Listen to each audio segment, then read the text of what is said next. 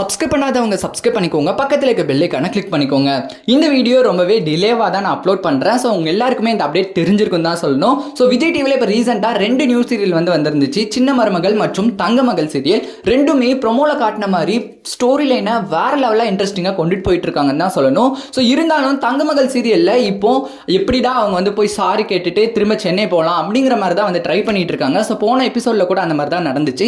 But இப்போ நம்ம யாருமே எதிர்பார்க்காத வகையில் இந்த சீரியலுடைய ஹீரோயின் அஸ்வினி அவங்களுடைய இன்ஸ்டாகிராம் பக்கத்தில் ஒரு போஸ்ட் ஷேர் பண்ணியிருக்காங்க. ஸோ அந்த போஸ்ட்ல அவங்க ஒரு கல்யாண கெட்டப்ல இருக்காங்கன்னே சொல்லலாம்.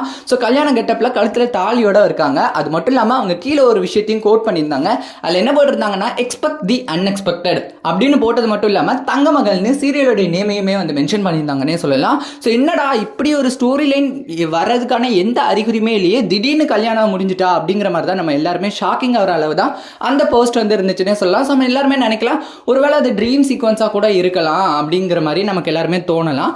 பட் அவங்க ஸ்டோரியிலுமே இன்னொரு பிக் ஒன்று ஷேர் பண்ணியிருந்தாங்க. ஸோ அந்த பிக்லையுமே அதே வேற ஒரு சாரியில் கழுத்தில் தாலியோட அதே காஸ்டியூம்ல இருந்தாங்க. நலங்கு வைக்கிற மாதிரியான ஒரு செட்டப்பும் இருந்துச்சுன்னே சொல்லலாம். எப்படி இந்த கல்யாணம் திடீர்னு நடந்துச்சு, இல்லை இது ஒரு ட்ரீம் சீக்வன்ஸானு நம்ம சீரியலை பார்த்தா தான் தெரியும். இந்த அப்டேட்ல உங்களை சந்திக்கிறேன். பாய், ஸ்டே டியூன், டேக் கேர்.